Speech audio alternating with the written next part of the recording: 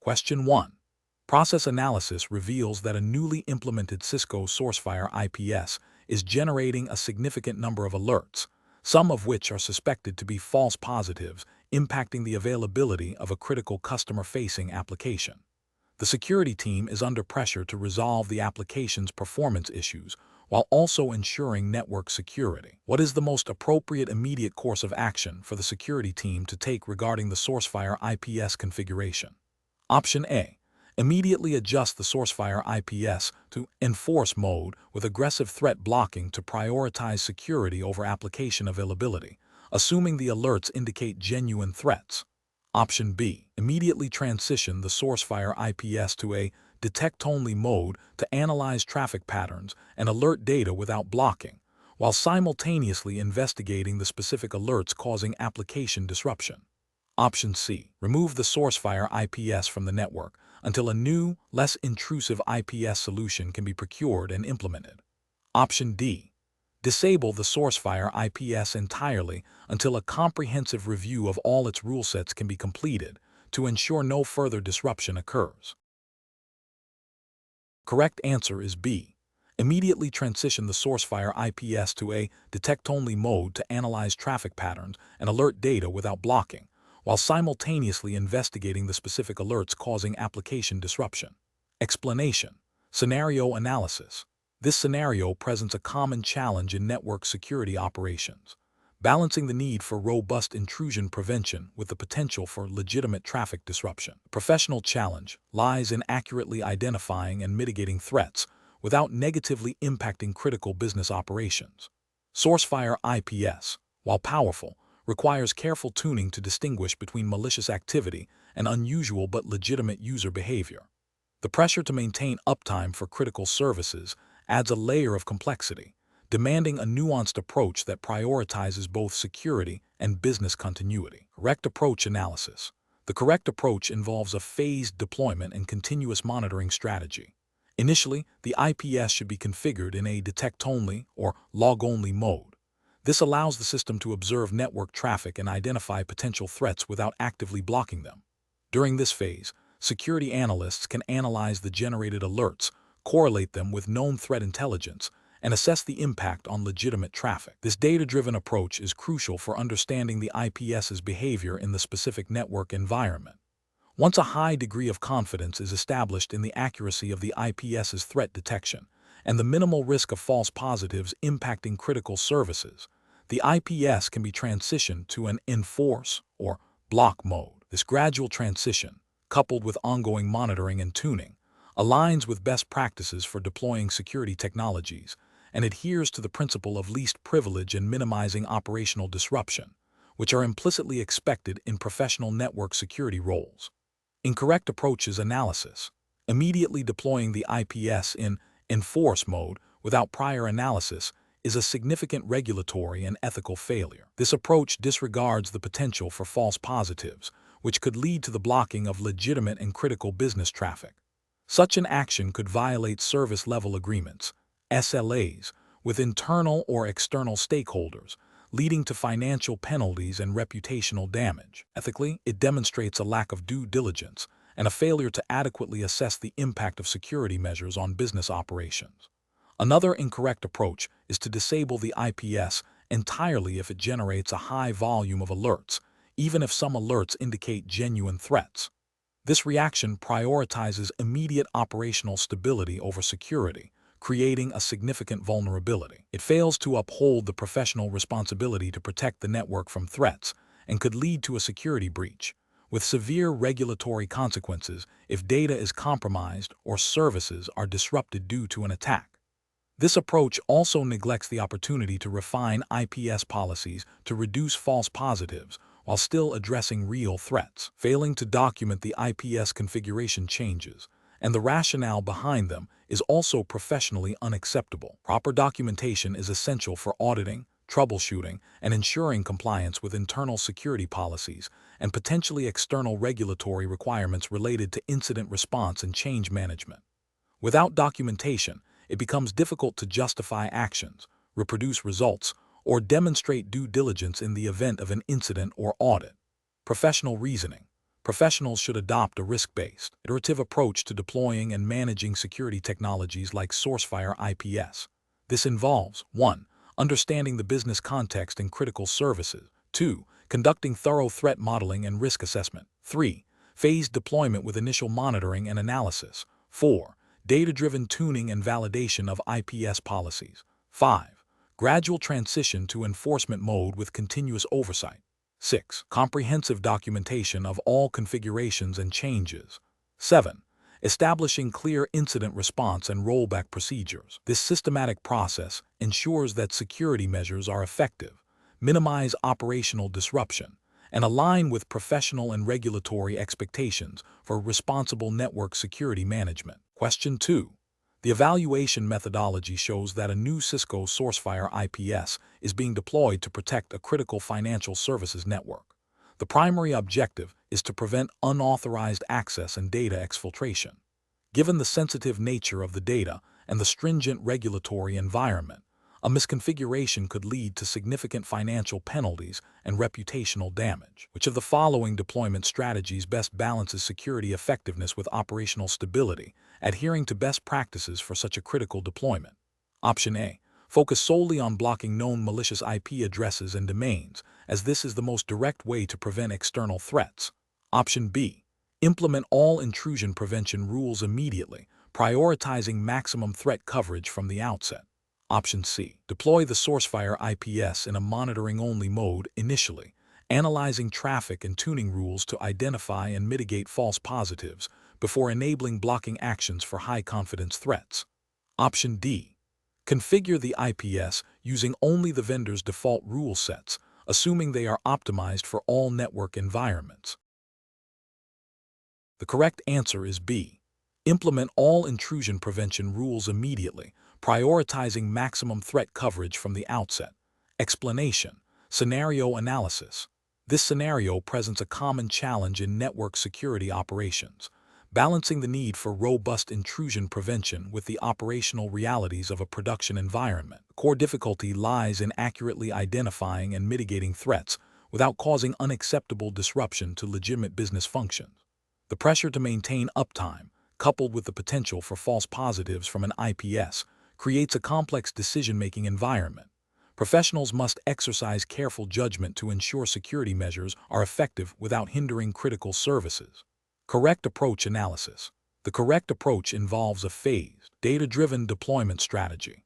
This begins with a thorough understanding of the network's normal traffic patterns and the specific threat landscape the organization faces. Implementing the Sourcefire IPS in a monitoring-only mode initially allows for the collection of valuable data on potential threats and the tuning of detection rules. This phase is crucial for identifying false positives and understanding the impact of specific rule sets before enabling blocking actions. Subsequent phases, involving targeted blocking of high-confidence threats and continuous refinement based on observed traffic and incident response, represent best professional practice. This aligns with the principle of least privilege and a risk-based security posture, ensuring that security controls are proportionate to the identified threats and minimize operational impact.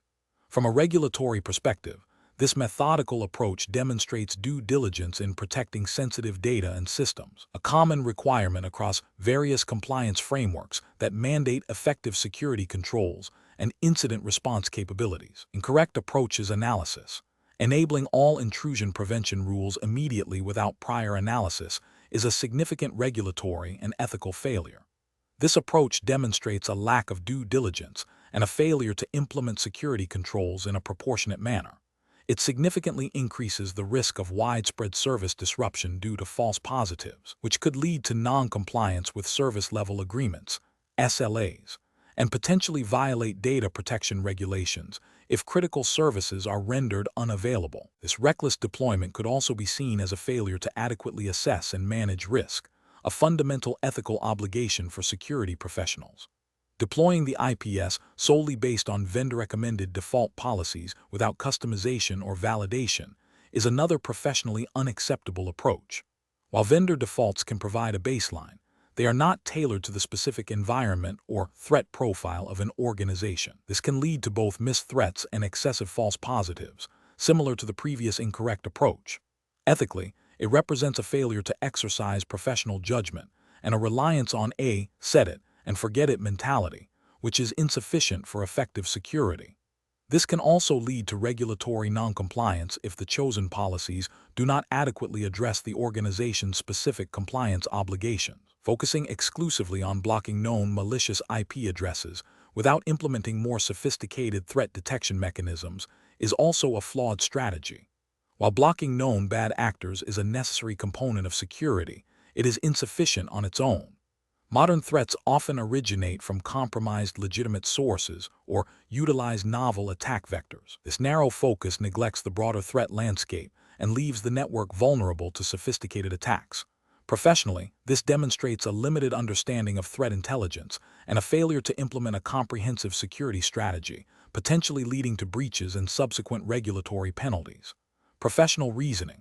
Professionals should adopt a risk-based, iterative approach to security deployment. This involves 1. Understanding the environment and threat landscape. 2. Phased deployment with initial monitoring and tuning. 3. Prioritizing rule sets based on risk and confidence. 4. Continuous monitoring, analysis, and refinement of policies. 5. Establishing clear incident response procedures for IPS alerts.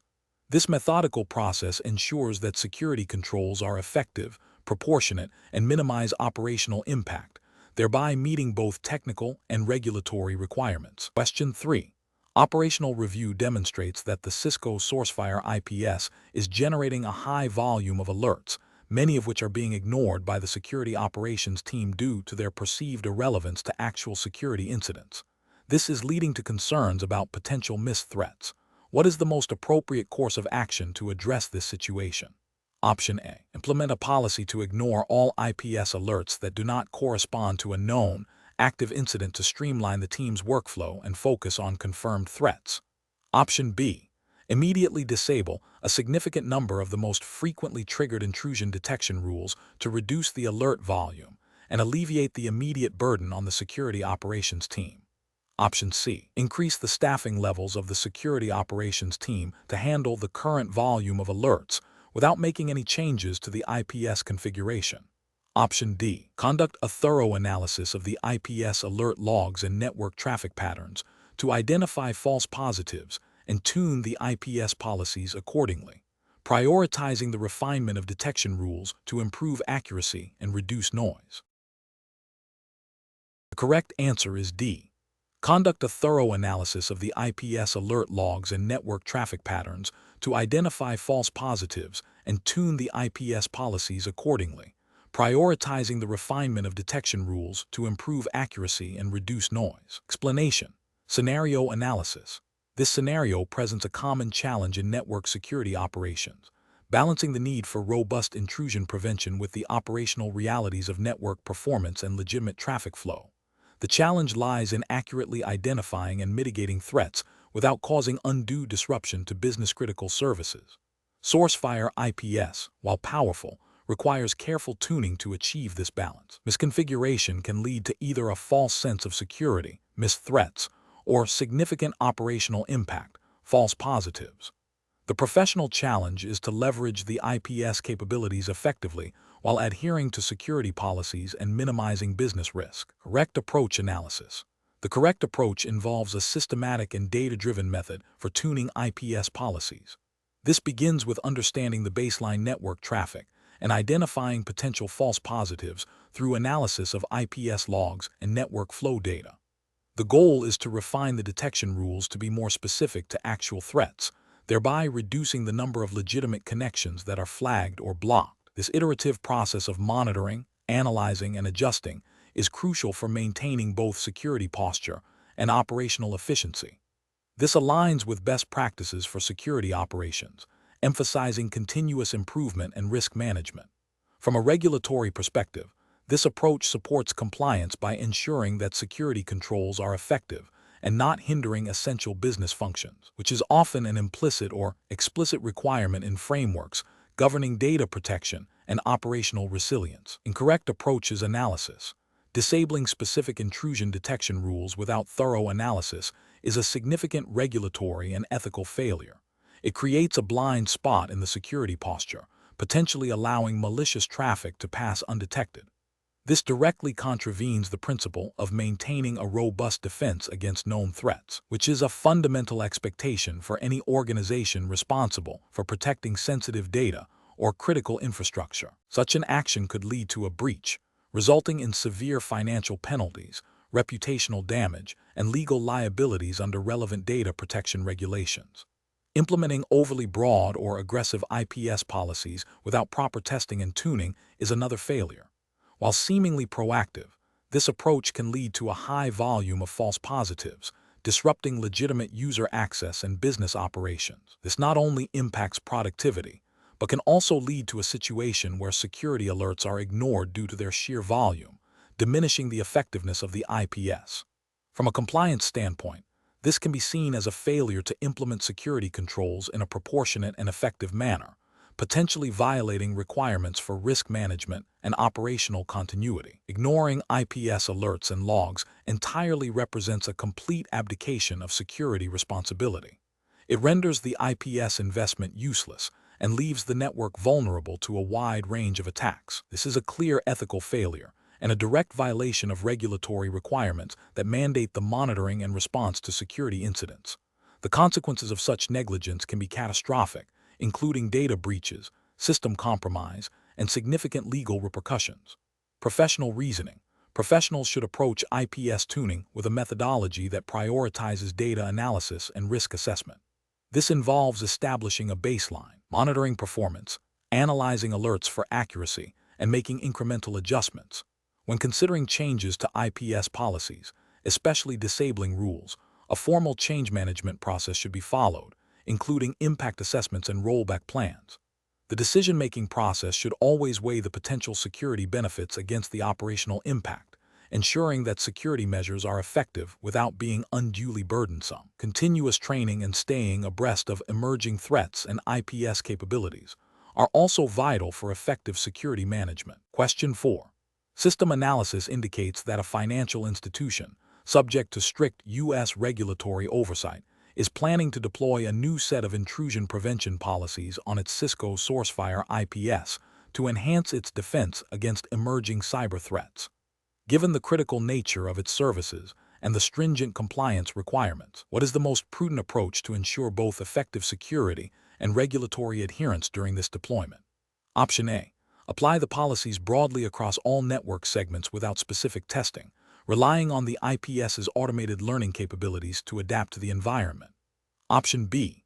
Deploy the policies based on the perceived threat landscape, assuming that any security enhancement will automatically satisfy regulatory requirements. Option C. Conduct a comprehensive pilot deployment in a segregated lab environment that mirrors the production network, followed by a phased rollout to production with continuous monitoring and validation against compliance benchmarks.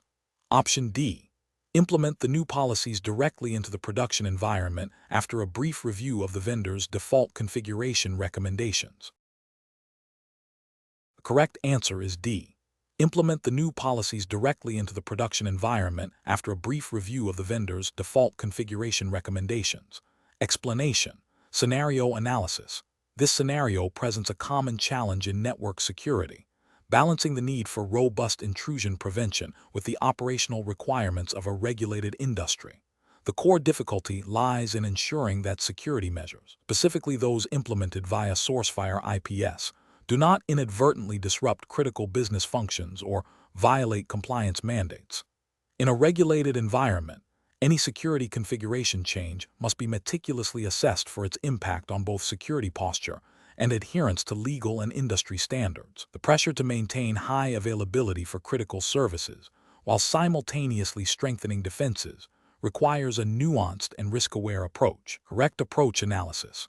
The correct approach involves a phased deployment and rigorous testing methodology, directly aligning with best practices for regulatory compliance in network security. This method ensures that the implementation of Sourcefire IPS policies is not only effective in threat mitigation, but also validated against operational requirements and compliance obligations. Specifically, this approach adheres to principles often found in U.S. regulatory frameworks, e.g., NIST guidelines, HIPAA for healthcare, PCI DSS for payment card industry, which emphasize risk assessment, change management, and continuous monitoring.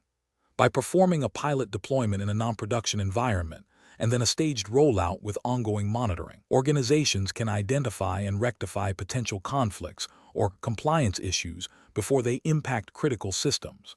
This proactive stance minimizes the risk of service disruption and regulatory noncompliance. Incorrect approaches analysis. Implementing Sourcefire IPS policies directly into the production environment without prior testing or a phased rollout represents a significant regulatory and ethical failure. This approach disregards the fundamental principle of change management, which is a cornerstone of most compliance frameworks. It creates an unacceptable risk of service interruption, which could lead to violations of service level agreements, SLAs, and potentially breach regulatory requirements related to business continuity and data availability. Deploying policies based solely on vendor recommendations without considering the specific network architecture and regulatory context is another failure. While vendor best practices are valuable, they are generic. A failure to tailor configurations to the unique environment and compliance needs can result in either overblocking legitimate traffic, impacting operations, or underblocking threats, compromising security and compliance. This demonstrates a lack of due diligence and a failure to meet the organization's specific security and regulatory obligations. Ignoring potential impacts on existing compliance controls or certifications when deploying new security measures is also a critical error. Security solutions must be integrated holistically. A new IPS deployment could inadvertently interfere with other compliance mechanisms, such as logging, auditing, or access control, leading to a cascade of compliance failures. This demonstrates a siloed approach to security and compliance, which is inherently risky and unprofessional. Professional reasoning. Professionals tasked with securing networks using Sourcefire IPS in a regulated environment must adopt a risk-based, methodical approach. This involves 1. Understanding the specific regulatory landscape applicable to the organization. 2. Conducting a thorough risk assessment of proposed IPS policy changes, considering both security benefits and potential operational and compliance impacts. 3. Developing a detailed change management plan that includes testing, rollback procedures, and communication protocols. 4. Prioritizing phased deployments, starting with non-production environments, followed by staged rollouts in production. 5. Implementing robust monitoring and alerting to detect and respond to any anomalies or compliance deviations in real time. 6. Regularly reviewing and updating IPS policies and configurations to adapt to evolving threats and regulatory requirements. This systematic process ensures that security enhancements are implemented responsibly, effectively, and in full compliance with all applicable laws and guidelines. Question 5. The audit findings indicate that the current configuration of the Sourcefire IPS may not be generating logs with sufficient detail or retention periods to meet the requirements of the U.S. federal regulations governing network security monitoring and incident response. Which of the following actions would best address this compliance gap? Option A. Rely on other security tools to provide the necessary logging and monitoring, assuming the Sourcefire IPS is primarily for active threat blocking. Option B. Increase the frequency of manual log reviews without altering the Sourcefire IPS configuration, as the audit did not specify a particular logging format. Option C. Review the Sourcefire IPS logging policies to ensure they capture all relevant security events, including threat detections and policy violations, and configure log retention to align with regulatory mandates. Option D. Disable non-essential logging features on the Sourcefire IPS to reduce the volume of log data, as the primary function is threat detection. The correct answer is C. Review the Sourcefire IPS logging policies to ensure they capture all relevant security events, including threat detections and policy violations, and configure log retention to align with regulatory mandates. Explanation. The audit findings indicate a potential gap in the organization's adherence to regulatory requirements concerning network security logging and monitoring, specifically as it relates to the capabilities of the Sourcefire IPS. This scenario is professionally challenging because it requires a nuanced understanding of both technical IPS functionalities and the specific regulatory mandates governing data protection and incident response. The challenge lies in accurately interpreting audit findings, correlating them with technical controls, and proposing solutions that are not only technically sound, but also compliant with the relevant regulatory framework. The correct approach involves a thorough review of the Sourcefire IPS configuration and its logging capabilities against the specific requirements of the applicable regulatory framework. This framework, for the purpose of this exam, is assumed to be U.S. federal regulations governing critical infrastructure protection and data breach notification, such as NIST guidelines and potentially elements of HIPAA or PCI DSS, if applicable to the organization's sector. Best professional practice dictates that the IPS should be configured to generate logs that capture sufficient detail for forensic analysis, threat detection, and compliance reporting. This includes logging of detected threats, policy violations, and significant network events. The IPS logs must be retained according to regulatory retention periods and securely stored to prevent tampering. Furthermore, a robust monitoring and alerting system must be in place to analyze these logs in near real time, enabling timely incident response. This proactive and comprehensive approach ensures that the organization can demonstrate compliance, effectively respond to security incidents, and mitigate potential risks. An incorrect approach would be to dismiss the audit findings without a detailed technical investigation. This failure to investigate is a direct contravention of due diligence requirements inherent in most regulatory frameworks. It demonstrates a lack of professional responsibility and could lead to significant penalties if a security incident occurs and the necessary logs are not available or were not properly configured. Another incorrect approach is to assume that simply enabling all logging features on the Sourcefire IPS will satisfy regulatory requirements. Comprehensive logging is important. It must be tailored to the specific mandates. Overly verbose logging can create an unmanageable data volume, hindering effective analysis and potentially increasing storage costs unnecessarily, without necessarily improving compliance posture. Furthermore, if the logs are not being actively monitored, or if the retention policies do not align with regulatory mandates, the mere existence of the logs is insufficient. This approach fails to consider the operational aspects of log management and compliance. A third incorrect approach is to focus solely on the IPS as a detection tool and overlook its role in providing auditable evidence of security posture. Regulatory frameworks often require organizations to demonstrate that they have implemented appropriate security controls and are actively monitoring for threats. If the IPS logs are not configured to capture the necessary information or are not being reviewed, the organization cannot effectively demonstrate compliance with these requirements, even if the IPS itself is technically capable of detecting threats. This oversight can lead to findings of non-compliance during audits. The professional decision-making process for similar situations should involve a structured approach. First, understand the specific regulatory requirements applicable to the organization. Second, conduct a thorough technical assessment of the existing security controls, in this case, the Sourcefire IPS configuration and its logging capabilities. Third, identify any discrepancies between the technical capabilities and the regulatory mandates. Fourth, develop a remediation plan that addresses these discrepancies, prioritizing actions based on risk and regulatory impact. Finally, implement the remediation, document the changes, and establish ongoing monitoring and review processes to ensure continued compliance. Question 6. Risk assessment procedures indicate that the organization's network infrastructure is susceptible to advanced persistent threats, APT, and zero-day exploits. To mitigate these risks, a Cisco Sourcefire IPS is being deployed.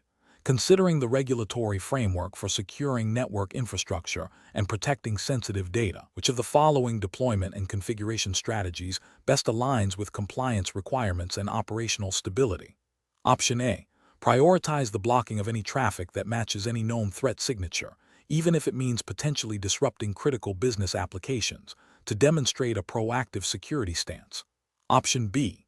Implement the Sourcefire IPS in a monitoring-only mode initially, allowing it to log all detected events without taking any blocking actions, to gather baseline data and identify potential false positives before enabling enforcement.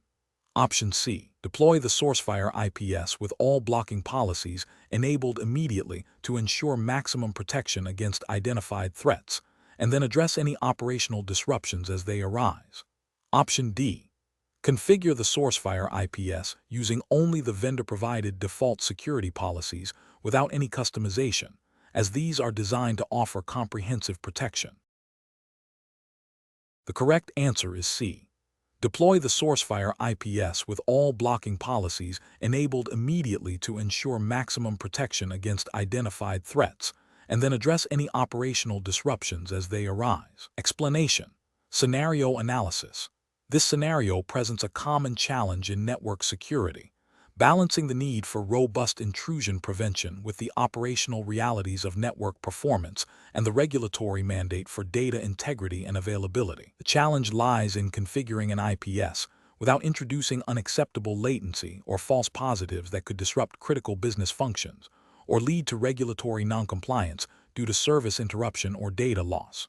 The specific regulatory framework for this exam, implied to be US-centric for Cisco certifications, unless otherwise specified, often emphasizes data protection, availability, and the need for auditable security controls. Correct approach analysis. The correct approach involves a phased, risk-based deployment and tuning strategy. This aligns with best practices for regulatory compliance, such as those outlined by NIST, National Institute of Standards and Technology frameworks, which are foundational for many U.S. cybersecurity regulations. Specifically, NIST SB 800-53, which guides federal information security, emphasizes a security categorization and security control tailoring process.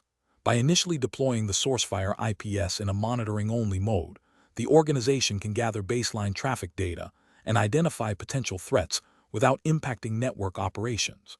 This allows for the subsequent tuning of detection policies based on real-world traffic patterns, minimizing false positives and ensuring that critical traffic is not inadvertently blocked. The gradual enforcement of policies, starting with less disruptive actions, e.g., logging, before moving to blocking, is a prudent method to ensure that the IPS effectively enhances security without compromising the availability and integrity of services, which are key regulatory concerns. This methodical approach ensures that the organization can demonstrate due diligence in its security posture and compliance efforts. Correct approaches analysis. Deploying the Sourcefire IPS with all blocking policies enabled immediately without prior monitoring or tuning is a significant regulatory and ethical failure. This approach risks disrupting legitimate business operations, potentially leading to service outages that could violate service-level agreements, SLAs, and regulatory requirements for service availability. It also increases the likelihood of false positives, where legitimate traffic is incorrectly identified as malicious, leading to data access issues and potential business impact. This demonstrates a lack of due diligence in assessing the impact of security controls. Implementing the Sourcefire IPS solely based on vendor-recommended default policies without customization or validation against the specific network environment and regulatory requirements is also problematic. While vendor defaults can provide a baseline, they are not tailored to the unique risks and operational context of an organization. This can lead to either insufficient protection against specific threats relevant to the organization or, conversely, excessive false positives and performance degradation. Regulatory frameworks often require organizations to implement controls that are commensurate with their risk profile, which necessitates a tailored approach rather than a one-size-fits-all solution. Focusing exclusively on blocking all traffic that matches any known threat signature, regardless of its potential impact on critical services or the likelihood of it being a false positive, represents a failure to balance security with operational needs and regulatory obligations for service continuity. This overly aggressive stance can lead to significant business disruption and may not be justifiable under regulatory scrutiny if it demonstrably harms the organization's ability to function or meet its obligations. It also fails to account for the dynamic nature of threats and the need for continuous refinement of security policies. Professional reasoning. Professionals should adopt a risk-based, phased approach to deploying and configuring security solutions like the Sourcefire IPS. This involves 1. Understanding the regulatory landscape. Identify all applicable laws, regulations, and industry standards that govern data protection, network security, and service availability. 2. Conducting a thorough risk assessment. Analyze the organization's specific threat landscape, critical assets, and potential impacts of security incidents. 3. Phased deployment. Begin with a monitoring-only mode to establish baselines and identify potential issues. 4. Policy tuning and validation. Customize detection and prevention policies based on observed traffic and risk assessment, prioritizing the minimization of false positives and false negatives. 5. Gradual enforcement. Introduce blocking and other enforcement actions incrementally, starting with lower-impact policies and progressing as confidence in the tuning increases. 6. Continuous monitoring and improvement. Regularly review IPS logs, performance metrics, and threat intelligence to adapt policies and ensure ongoing effectiveness and compliance. This systematic process ensures that security controls are effective, proportionate to the risks, and do not unduly impede legitimate business operations, thereby meeting regulatory expectations for a robust and well-managed security program. Question 7.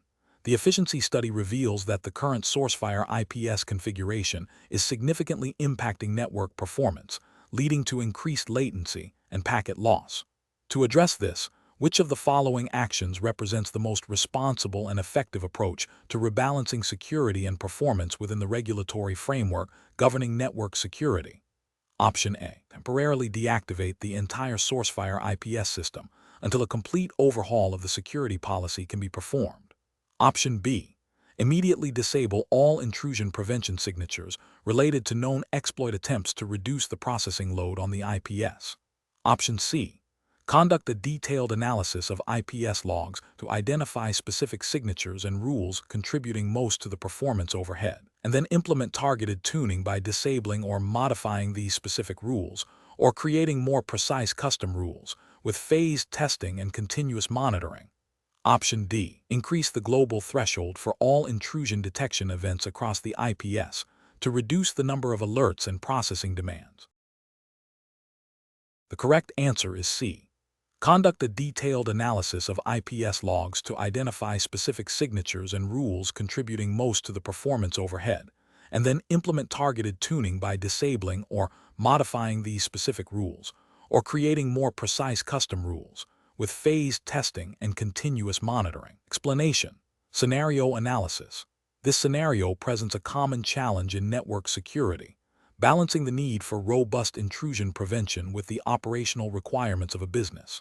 The efficiency study highlights a potential conflict between the strictness of the Sourcefire IPS configuration and its impact on legitimate network traffic, leading to performance degradation. The professional challenge lies in identifying a solution that maintains security posture while addressing the performance concerns, all within the bounds of regulatory compliance. The pressure to quickly resolve performance issues without compromising security, especially in a regulated environment, requires careful judgment and a thorough understanding of both the technology and the applicable regulations.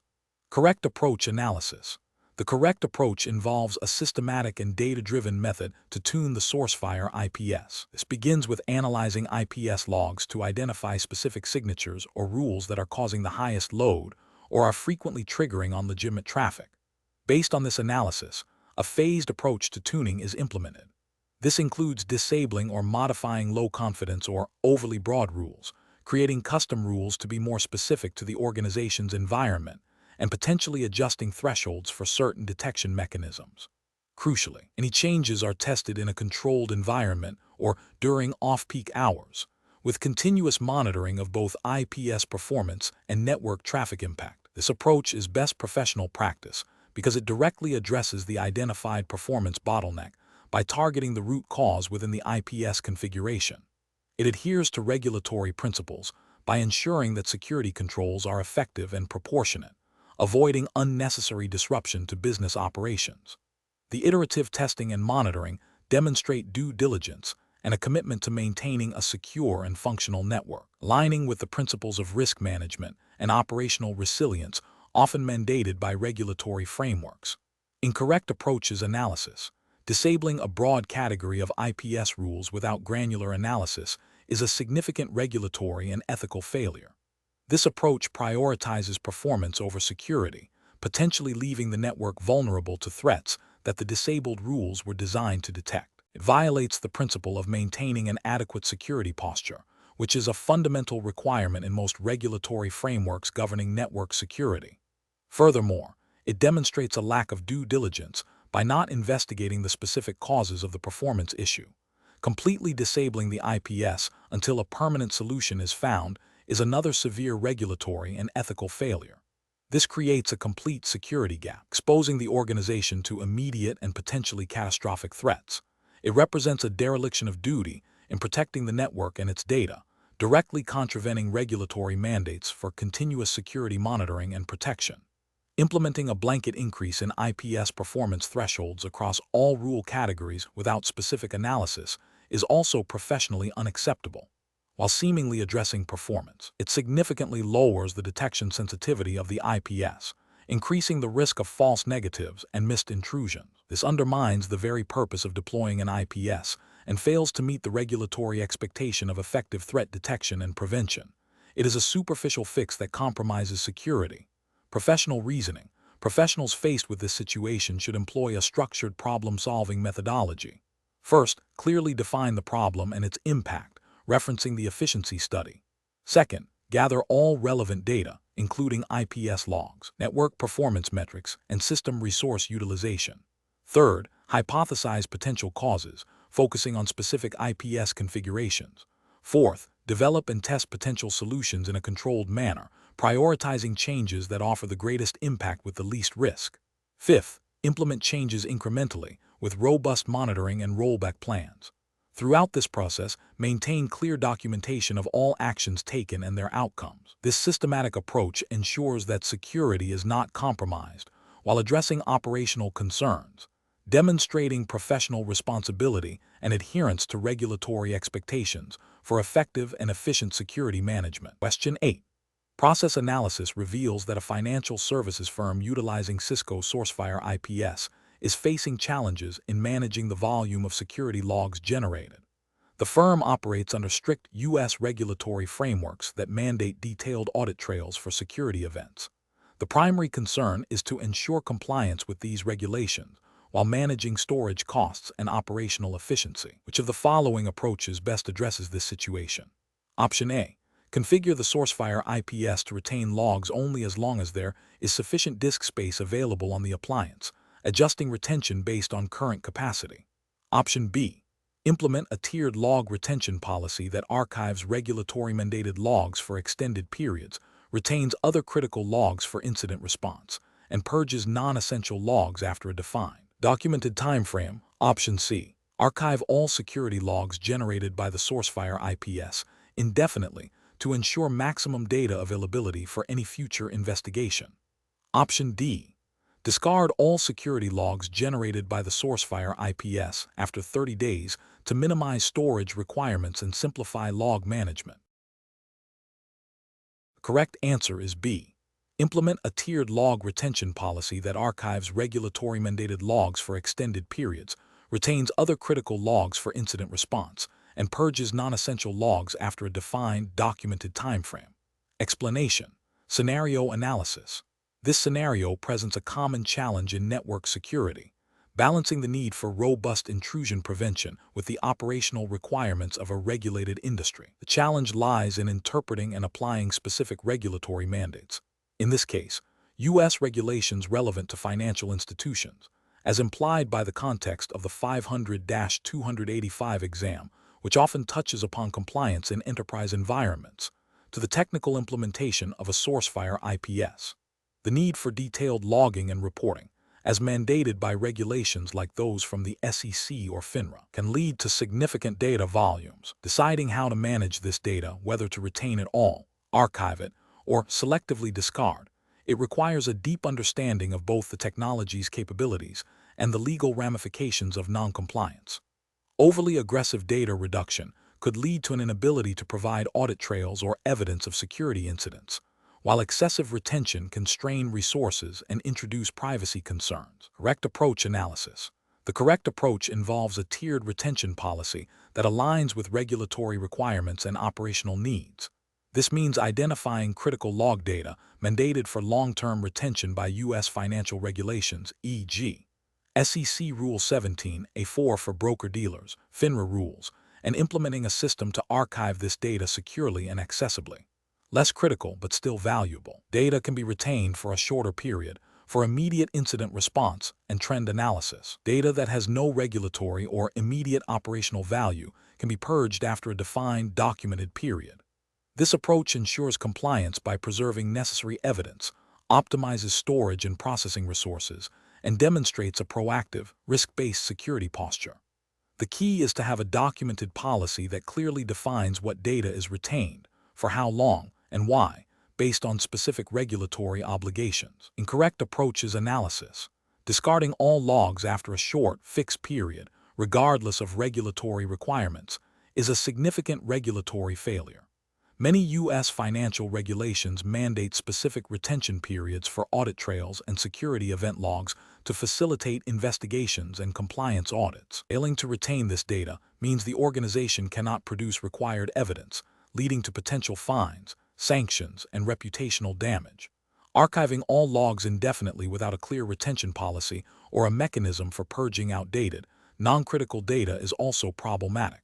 While it might seem like a better safe than sorry approach, it creates an unmanageable data burden. This can lead to increased storage costs, slower retrieval times during investigations, and potential privacy risks if sensitive information is retained longer than necessary or legally permitted. Furthermore, it may not align with specific regulatory requirements that might implicitly or explicitly suggest a need for data lifecycle management. Implementing a retention policy solely based on available storage capacity, without considering regulatory mandates, is a direct violation of compliance obligations. Regulatory frameworks often dictate minimum retention periods irrespective of an organization's infrastructure limitations. Relying on storage capacity as the primary driver for log retention demonstrates a lack of understanding of legal and compliance responsibilities, exposing the organization to severe penalties. Professional reasoning. Professionals must adopt a risk-based, compliance-driven approach to log management. This involves 1. Understanding the specific regulatory landscape applicable to the organization's industry and jurisdiction, in this case, U.S. financial regulations. 2. Identifying critical data elements required for compliance and security investigations. 3. Developing a documented log retention policy that maps data types to specific retention periods, justified by regulatory requirements and operational needs.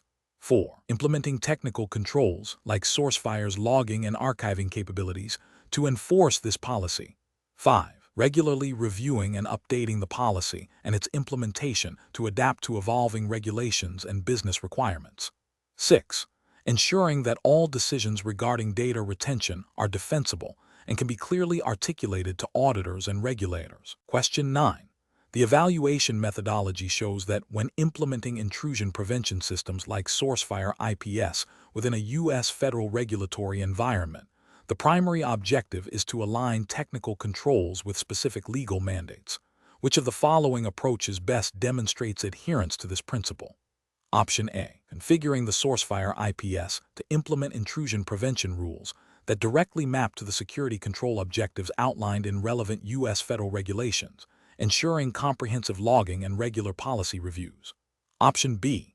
Deploying the Sourcefire IPS with vendor-recommended default security policies to ensure broad protection against common threats, with minimal customization to avoid complexity. Option C. Prioritizing network performance by disabling certain intrusion prevention rules in the Sourcefire IPS that are identified as potentially impacting throughput, even if they are related to regulatory requirements. Option D. Relying on general cybersecurity awareness training for IT personnel to ensure that the Sourcefire IPS is managed in a compliant manner, without specific technical configuration audits against regulations. Correct answer is A. Configuring the Sourcefire IPS to implement intrusion prevention rules that directly map to the security control objectives outlined in relevant U.S. federal regulations, ensuring comprehensive logging and regular policy reviews. Explanation. The evaluation methodology shows that regulatory compliance is a critical component of securing networks, especially when deploying intrusion prevention systems like Sourcefire IPS. In the context of U.S. federal regulations, specifically those pertaining to data protection and network security for government contractors or entities handling sensitive information, adherence to standards like NIST SB 800-53 is paramount. Scenario analysis. This scenario is professionally challenging because it requires a deep understanding of how technical security controls, like those implemented with Sourcefire IPS, map directly to specific regulatory mandates. The challenge lies in translating abstract compliance requirements into concrete, verifiable technical configurations and operational procedures. Misinterpreting or overlooking a specific regulatory clause can lead to significant compliance failures, audit findings, and potential penalties. The pressure to maintain security posture while also demonstrating compliance necessitates a meticulous and informed approach. Correct approach analysis.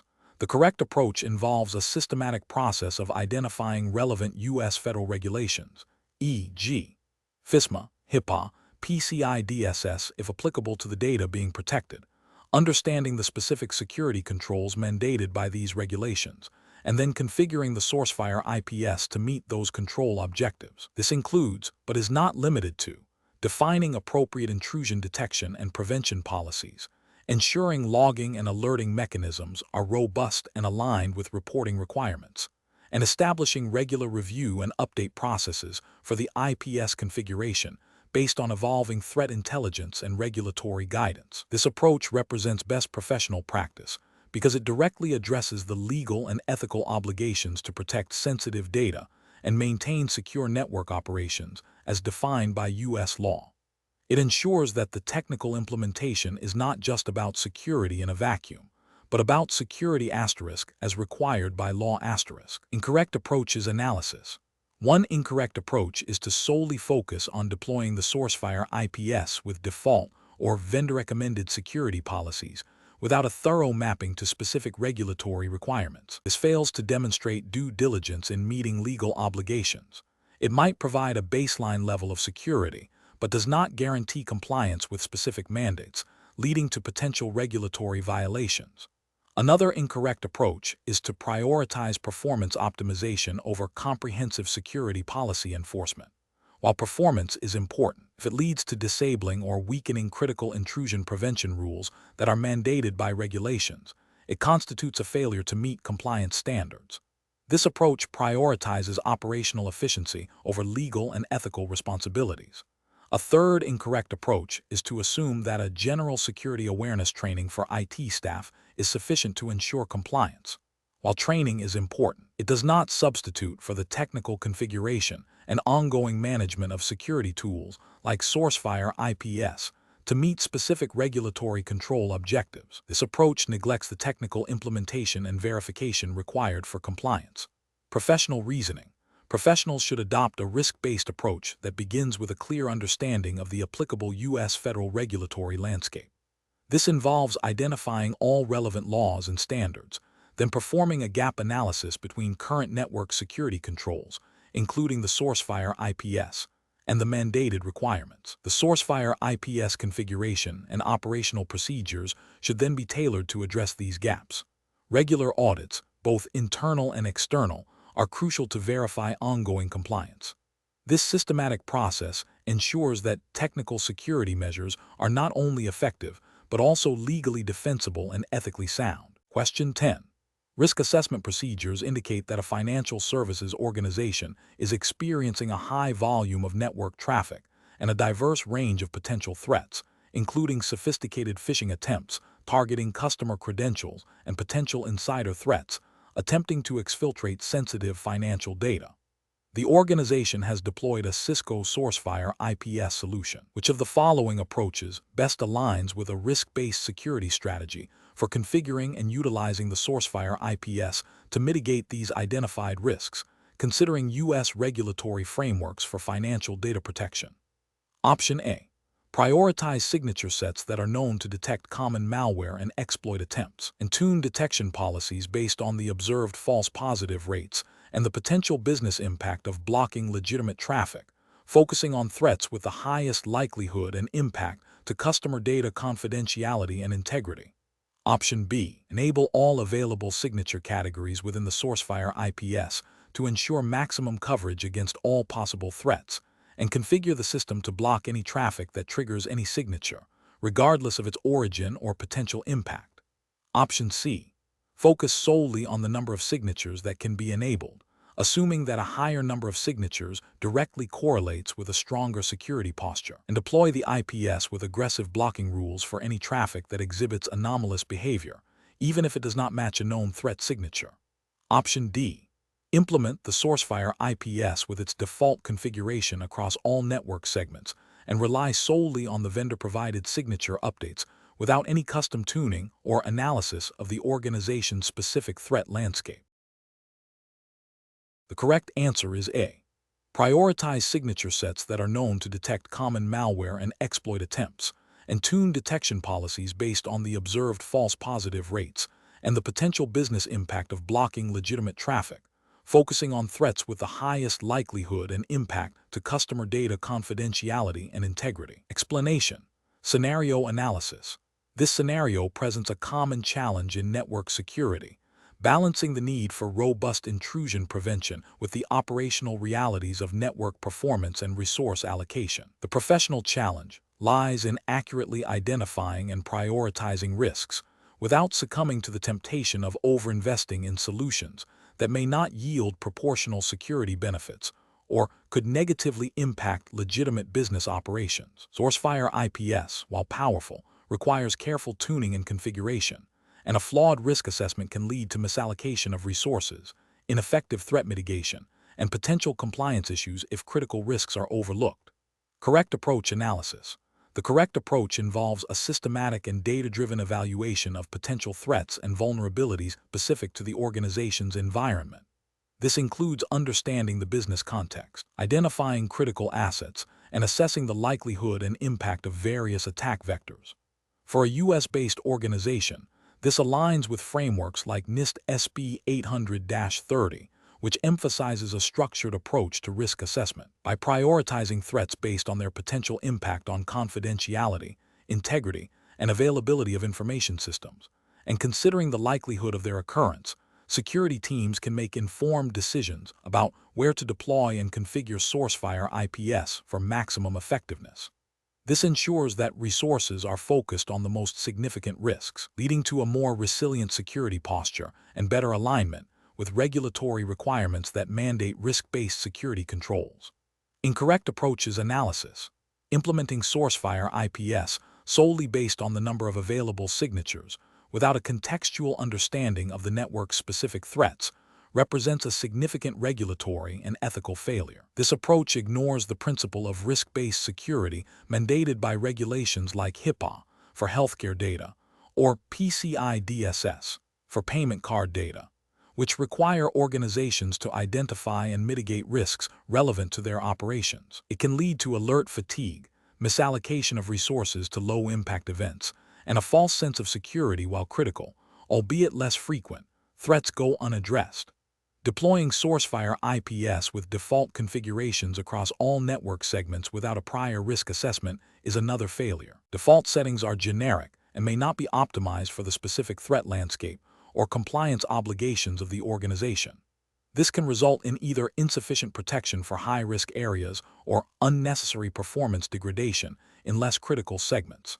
Ethically, this demonstrates a lack of due diligence in protecting sensitive data and systems, potentially violating the duty of care owed to customers and stakeholders. Focusing exclusively on blocking all traffic that matches any signature in the Sourcefire IPS database, regardless of its potential impact or false positive rate, is a technically unsound and professionally irresponsible approach.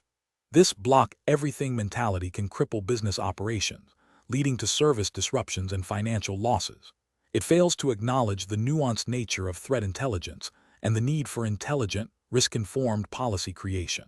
From a regulatory standpoint, such an approach could lead to non-compliance if it inadvertently blocks legitimate access required for business functions or data processing, especially if specific regulatory requirements mandate certain levels of availability. Professional reasoning. Professionals should adopt a phased approach to risk assessment for Sourcefire IPS deployment. This begins with understanding the organization's business objectives and regulatory landscape. Next, conduct a comprehensive asset inventory and identify critical data flows. Then, perform a threat modeling exercise to identify potential attack vectors relevant to the organization. Following this, assess vulnerabilities within the network infrastructure.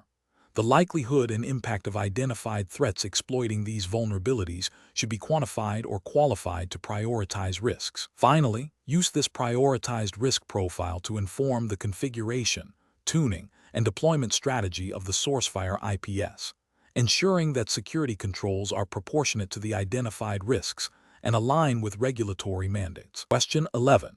Benchmark analysis indicates that a financial services organization is experiencing performance degradation on its core transaction processing network segment after deploying a new Cisco Sourcefire IPS. The security team is tasked with optimizing the IPS configuration to mitigate this issue while maintaining effective threat detection. Which of the following approaches best represents a professional and compliant method for addressing this situation? Option A. Conduct a thorough risk assessment to identify and prioritize the most critical threats and vulnerabilities relevant to the financial services environment. Then tune IPS signatures to focus on these high-priority items, allowing for the disabling of less critical or redundant signatures that contribute to performance overhead. Option B. Immediately disable all IPS signatures that are not immediately understood by the security team to reduce complexity and potential performance impact, prioritizing ease of management over comprehensive security. Option C. Enable all available IPS signatures provided by the vendor to ensure maximum threat coverage, accepting the potential for performance degradation as a necessary trade-off for enhanced security. Option D. Rely solely on the default IPS signature set provided by the vendor, assuming it offers adequate protection without requiring further analysis or customization for the specific network environment. The correct answer is A. Conduct a thorough risk assessment to identify and prioritize the most critical threats and vulnerabilities relevant to the financial services environment.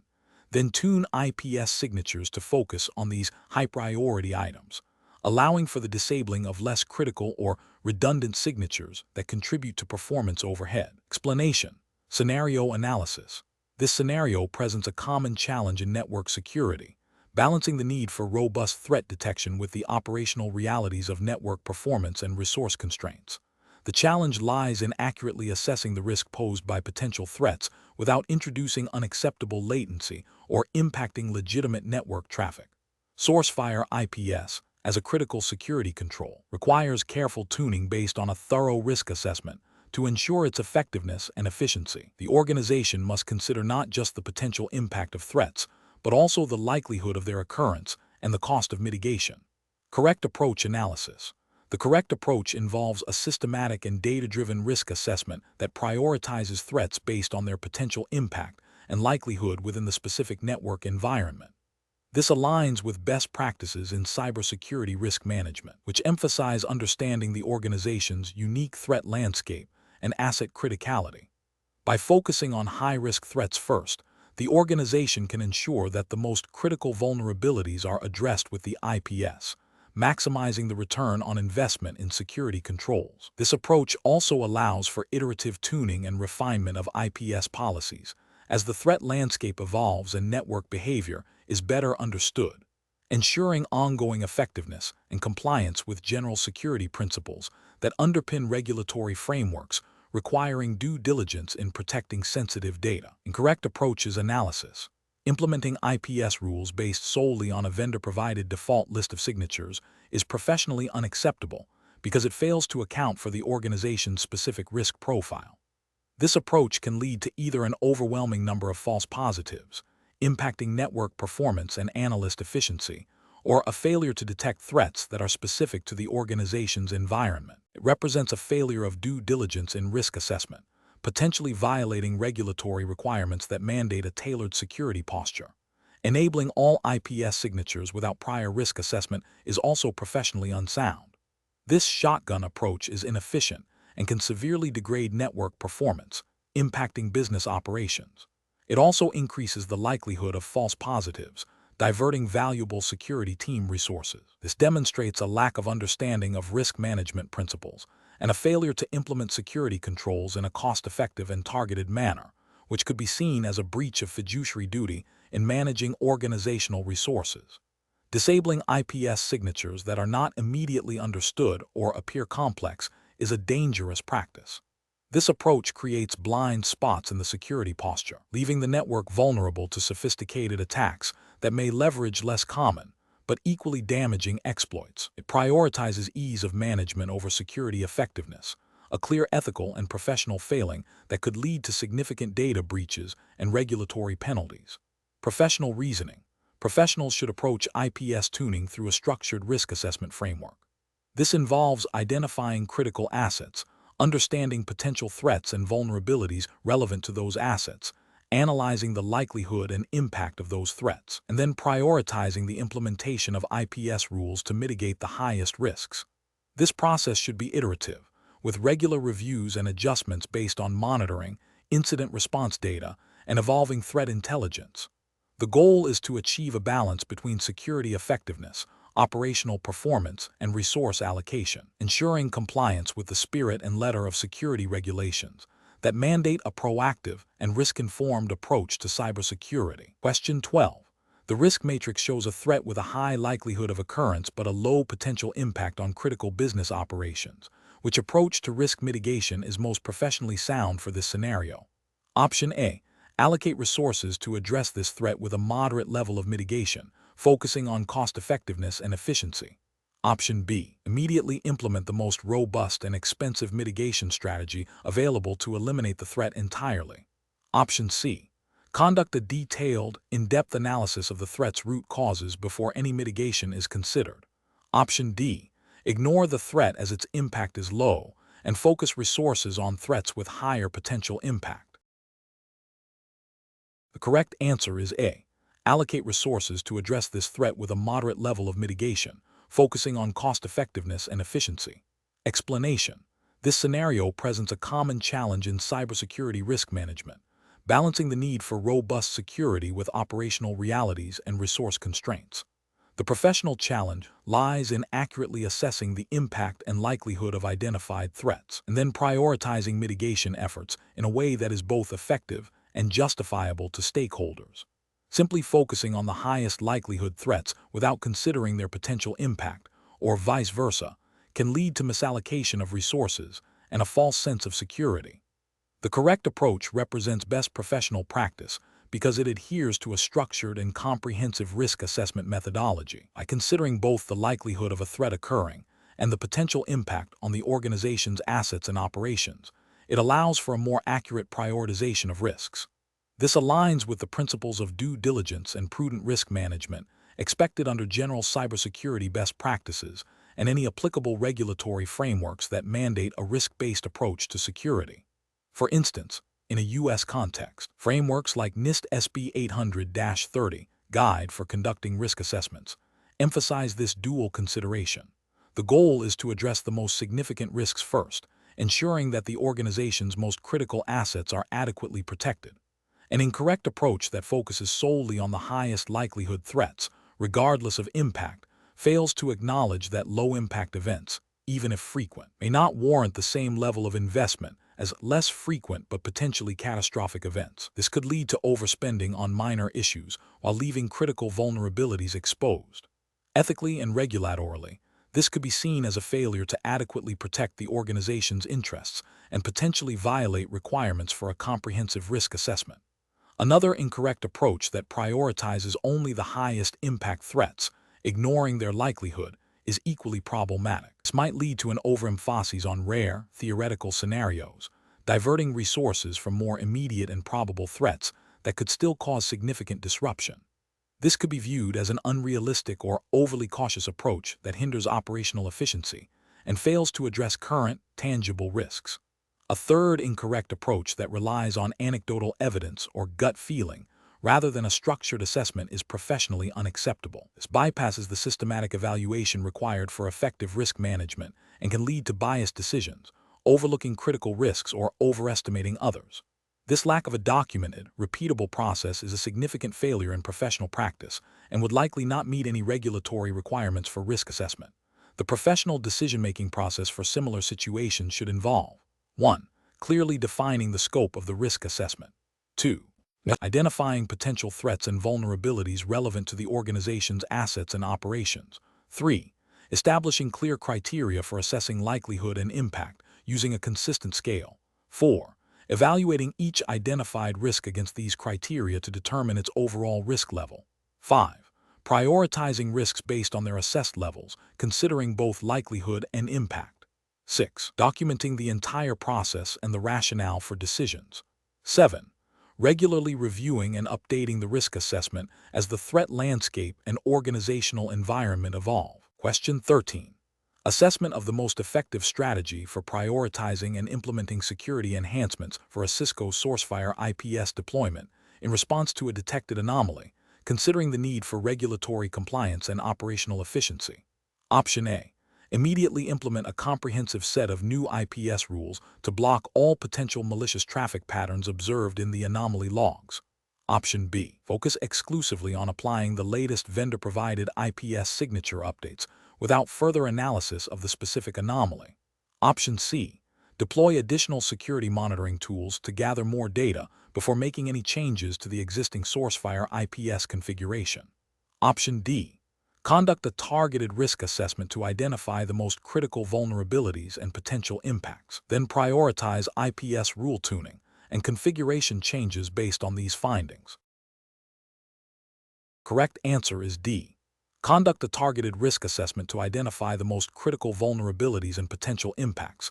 Then prioritize IPS rule tuning and configuration changes based on these findings. Explanation. Scenario analysis. This scenario presents a professional challenge due to the inherent tension between implementing robust security measures and ensuring operational continuity and compliance with data privacy regulations. The organization is facing a potential breach, necessitating rapid action, but the chosen remediation strategy must also align with established risk assessment frameworks and regulatory mandates.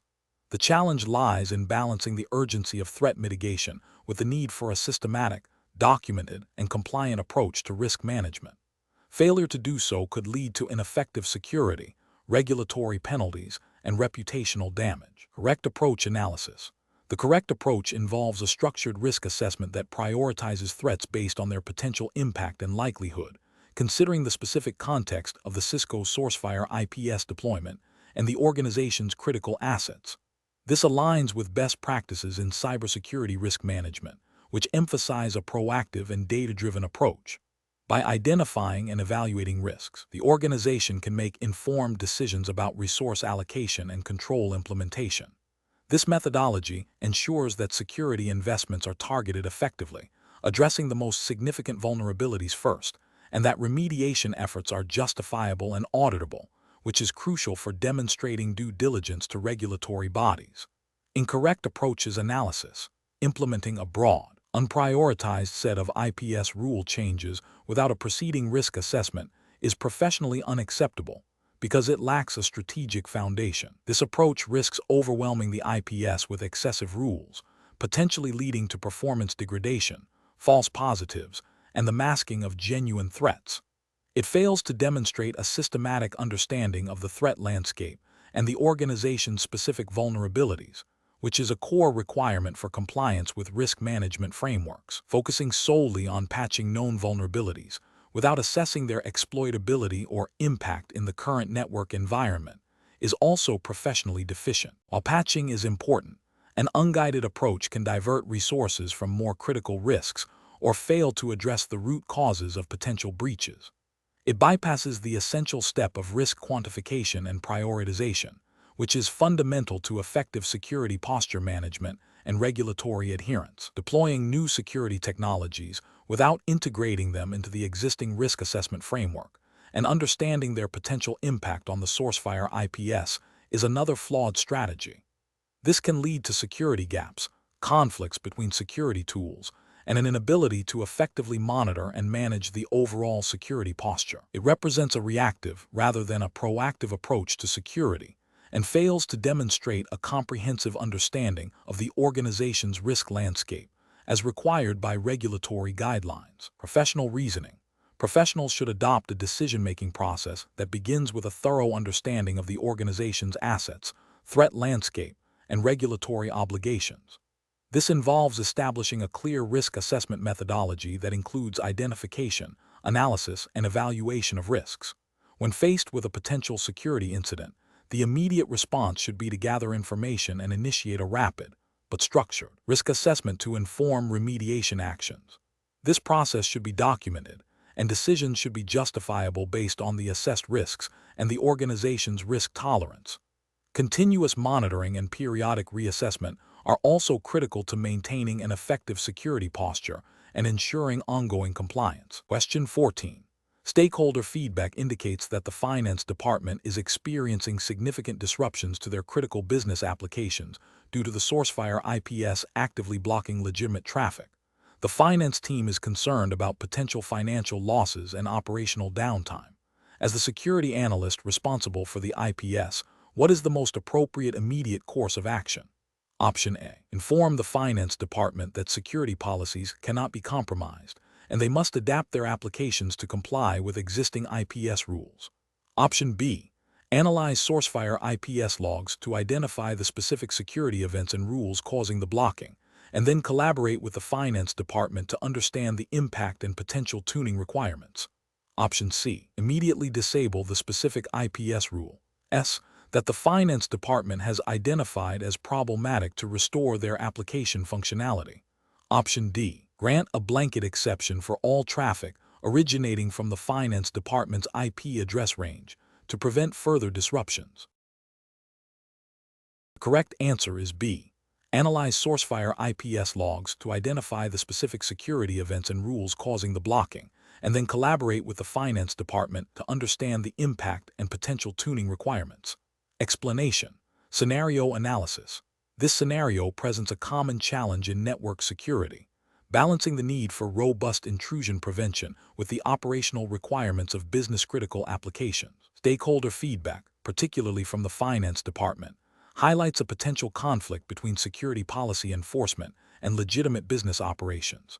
The challenge lies in making a decision that upholds security integrity without causing undue disruption or financial loss, all while adhering to the regulatory framework relevant to the exam's jurisdiction. The pressure from a key department adds a layer of complexity, requiring careful consideration of impact and communication. Correct approach analysis. The correct approach involves a structured, data-driven investigation to understand the root cause of the reported issues. This aligns with best practices for incident response and security operations, emphasizing thoroughness and evidence-based decision-making. Specifically, it involves analyzing Sourcefire IPS logs to identify the exact security events triggering the blocking actions and correlating these with the finance department's application traffic. This methodical approach ensures that any subsequent actions are informed and proportionate. It also demonstrates a commitment to operational continuity while maintaining security posture, a key requirement in many regulatory environments that mandate risk management and due diligence. By engaging with the finance department to understand their specific needs and the impact of the IPS, the security team fosters collaboration and builds trust, which is crucial for effective security program management. This approach directly addresses the feedback by seeking to resolve the underlying problem rather than simply reacting to a complaint. Incorrect approaches analysis. Disabling the IPS rule without investigation is a significant regulatory and ethical failure. It bypasses established security controls without understanding the potential risks. This action could violate regulations, requiring the implementation and maintenance of effective security measures. It demonstrates a lack of due diligence and a failure to follow established incident response procedures. Furthermore, it sets a dangerous precedent, potentially encouraging other departments to request security bypasses without proper justification, thereby weakening the overall security posture. Ignoring the feedback and continuing with the current IPS configuration is also professionally unacceptable. This approach neglects stakeholder concerns and fails to address potential operational impacts. It can lead to a breakdown in communication and trust between IT security and business units, hindering future collaboration. From a regulatory perspective, it could be seen as a failure to adequately monitor and respond to potential security incidents or operational disruptions caused by security controls, potentially violating requirements for risk assessment and mitigation. Implementing a blanket exception for all finance department traffic without a detailed analysis of the specific security events is another flawed approach. While seemingly responsive, it creates a significant security gap.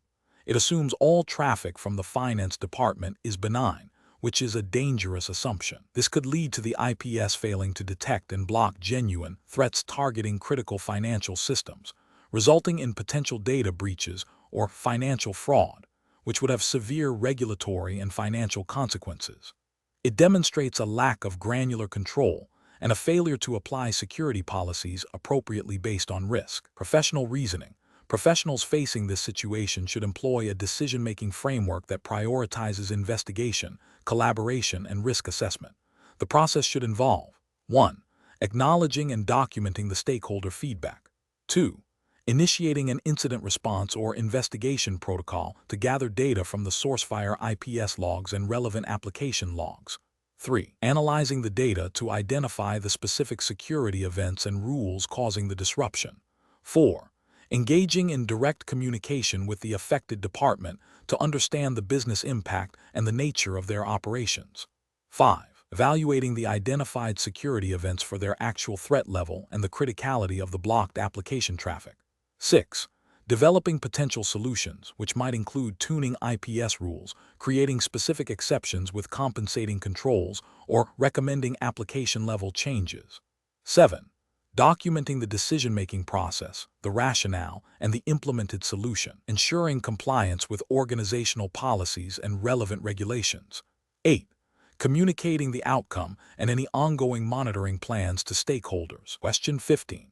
Benchmark analysis indicates that a mid-sized financial services firm in the United States is experiencing a high volume of alerts from its Cisco Sourcefire IPS. Many of these alerts are for previously unseen or low-prevalence attack patterns. The security team is struggling to prioritize which alerts require immediate investigation and remediation, impacting their ability to respond to genuine threats effectively. Which of the following approaches to risk assessment and alert prioritization best aligns with the firm's regulatory obligations under U.S. frameworks and promotes effective security operations? Option A. Rely solely on the default severity ratings assigned by the Sourcefire IPS to categorize and prioritize alerts, assuming these ratings accurately reflect the organization's risk posture. Option B. Implement a dynamic risk scoring system for IPS alerts that considers the criticality of the targeted asset, the exploitability of the detected pattern, and the potential business impact, while also incorporating threat intelligence feeds for emerging threats. Option C. Disable the IPS on non-critical network segments and reduce the sensitivity of the IPS on critical segments to minimize alert fatigue, focusing only on alerts that clearly indicate a direct attack on core financial systems. Option D. Configure the Sourcefire IPS to only generate alerts for high-severity, well-documented threats with a historical detection rate above 95% and dismiss all other alerts as low priority. The correct answer is B. Implement a dynamic risk scoring system for IPS alerts that considers the criticality of the targeted asset, the exploitability of the detected pattern, and the potential business impact, while also incorporating threat intelligence feeds for emerging threats. Explanation. Scenario analysis. This scenario presents a common challenge in network security, balancing the need for robust threat detection and prevention with the operational realities of network performance and resource allocation. The challenge lies in accurately assessing the risk posed by potential threats identified by the Sourcefire IPS, particularly when those threats are novel or have a low historical impact. A purely reactive approach, focusing only on known threats, leaves the network vulnerable to zero-day exploits or sophisticated, targeted attacks. Conversely, an overly aggressive, broad-stroke approach to risk assessment can lead to excessive false positives, impacting network availability and consuming valuable security team resources.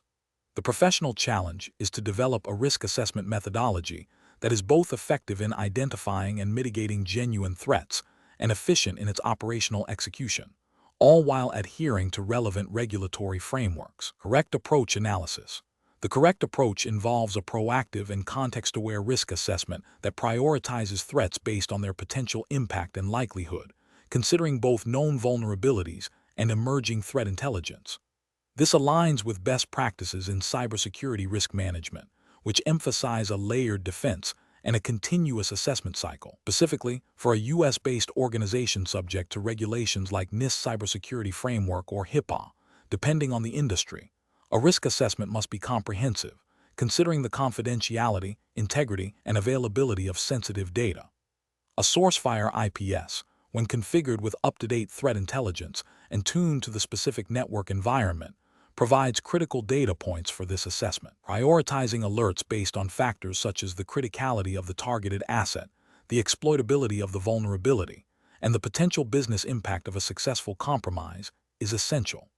This approach ensures that security resources are focused on the most significant risks, thereby maximizing the effectiveness of the IPS deployment and meeting regulatory compliance requirements for risk management. Incorrect approaches analysis.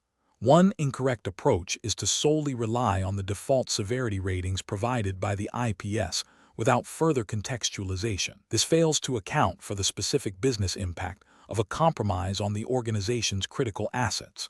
For example, a medium-severity alert targeting a non-critical development server might be less of a risk than a low-severity alert targeting a production database containing sensitive customer information. This approach can lead to misallocation of resources and a failure to address the most critical risks, potentially violating regulatory requirements for a thorough risk assessment.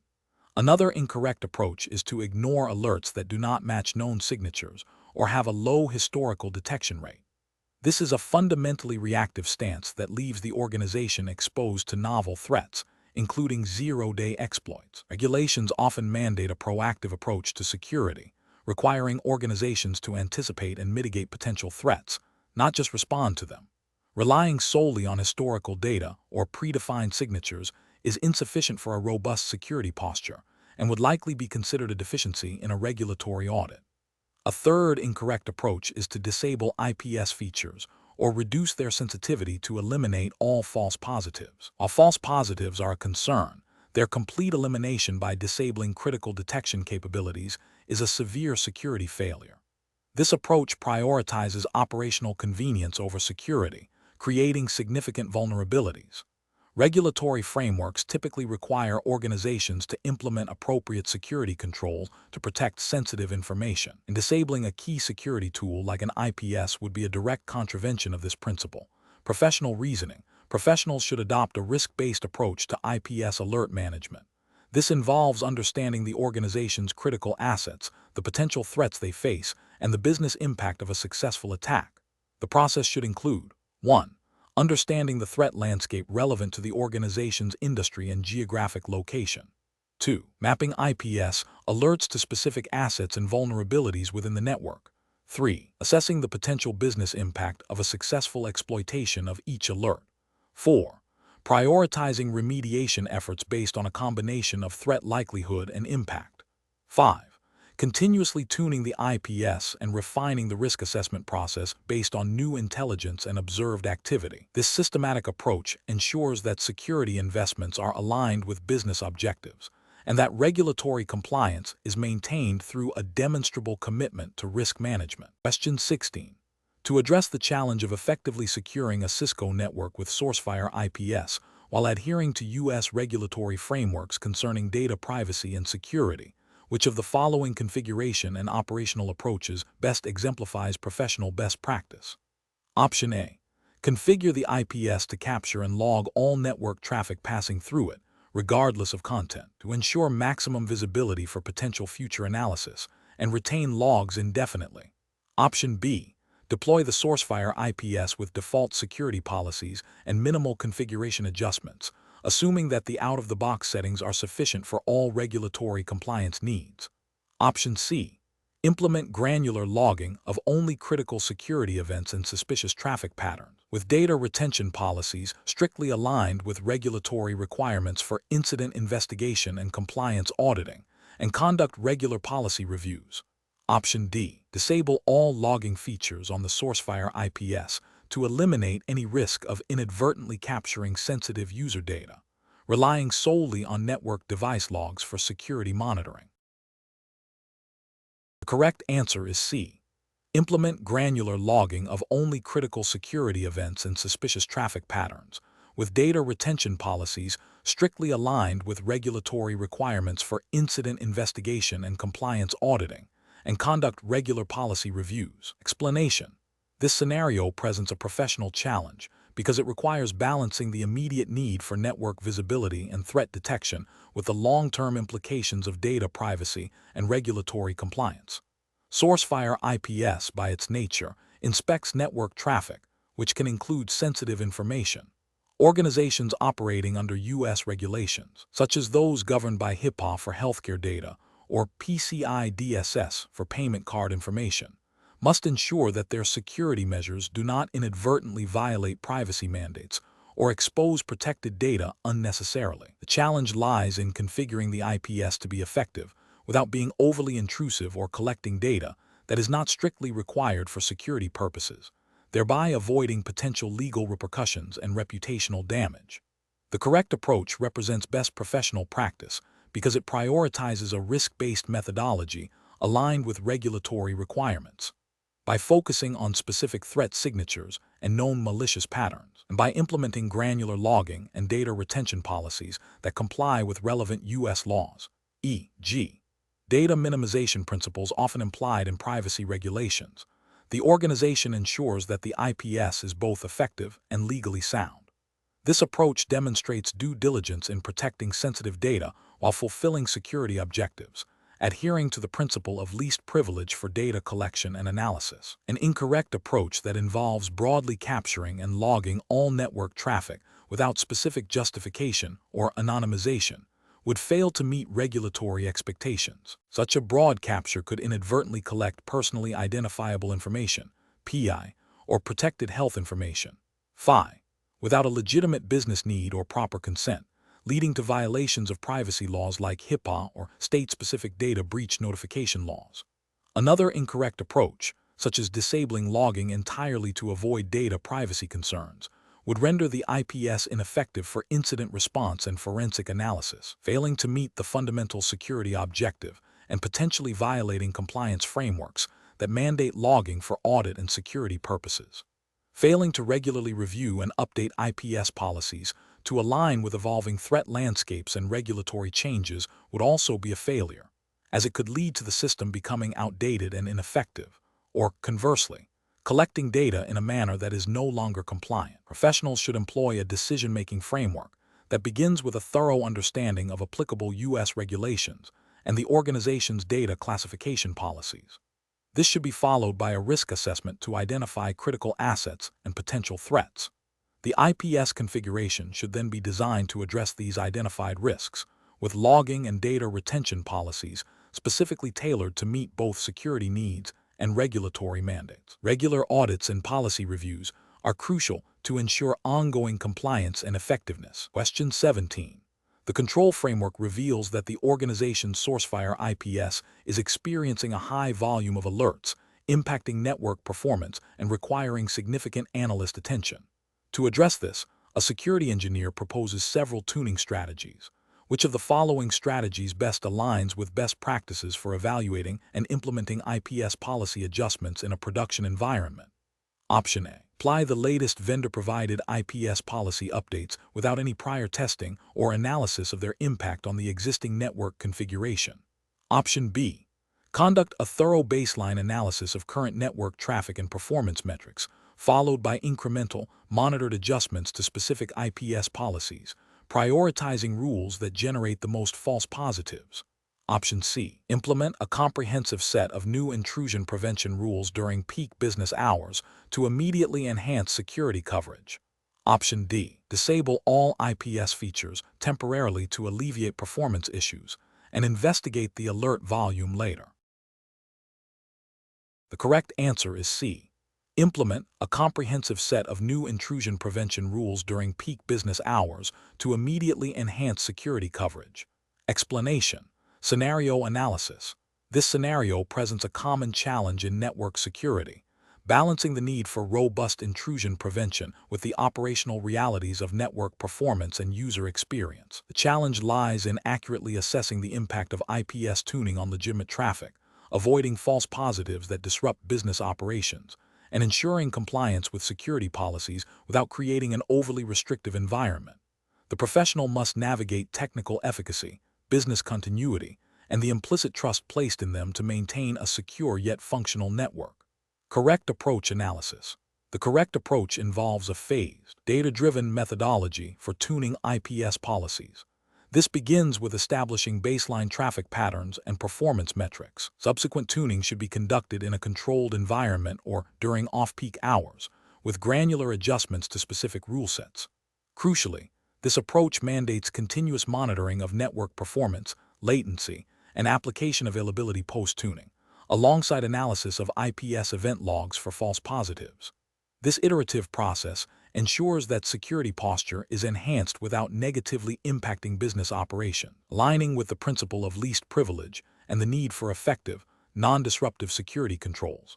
This aligns with best practices for risk management and operational resilience, which are implicitly expected under general IT security governance frameworks. Incorrect approaches analysis. Implementing broad, sweeping changes to IPS policies without prior analysis or baseline metrics is a significant regulatory and ethical failure. It demonstrates a lack of due diligence and a disregard for the potential impact on business operations, which could lead to breaches of service-level agreements or even regulatory noncompliance if critical services are disrupted. Applying a set-it-and-forget-it approach to IPS tuning without ongoing monitoring and adjustment fails to address evolving threats and can lead to either a degraded security posture or persistent performance issues, both of which are professionally unacceptable. Relying solely on vendor default configurations without customization for the specific network environment is also problematic. While defaults offer a baseline, they are rarely optimized for a unique network, potentially leaving gaps in protection or causing unnecessary performance overhead, thus failing to meet the standard of care expected in securing a network. Professional reasoning. Professionals should adopt a risk-based, evidence-driven approach to IPS tuning. This involves understanding the organization's critical assets and services, identifying potential threats, and then configuring the IPS to mitigate those specific risks. The process should be documented, including the rationale for changes, testing procedures, and rollback plans. Continuous monitoring and regular review of IPS effectiveness and performance are essential. Professionals must also consider the impact of their decisions on other stakeholders, such as IT operations and end users, fostering collaboration to achieve optimal security and functionality. Question 18. Strategic planning requires a methodical approach to tuning a Sourcefire IPS to effectively balance threat detection with operational continuity. Considering U.S. regulatory frameworks that emphasize robust security and operational integrity, which of the following tuning strategies best aligns with professional best practices for securing Cisco networks with Sourcefire IPS? Option A. Aggressively block any network traffic that deviates even slightly from a predefined, narrow baseline of acceptable activity. Option B. Implement a phased tuning process, starting with a baseline of normal network traffic and incrementally adjusting policies based on observed activity and threat intelligence to minimize false positives and negatives. Option C. Rely exclusively on the default rule sets provided by the IPS vendor without any customization. Option D. Deploy the most restrictive set of IPS rules immediately upon installation to ensure maximum protection against all potential threats. The correct answer is B. Implement a phased tuning process, starting with a baseline of normal network traffic and incrementally adjusting policies based on observed activity and threat intelligence to minimize false positives and negatives. Explanation. Strategic planning for network security, particularly with an IPS like Sourcefire, involves balancing proactive threat mitigation with operational efficiency and compliance. The challenge lies in selecting the most effective tuning strategy that minimizes false positives and negatives without compromising the ability to detect and block genuine threats, all while adhering to relevant U.S. regulatory frameworks. The correct approach prioritizes a phased, data-driven tuning process.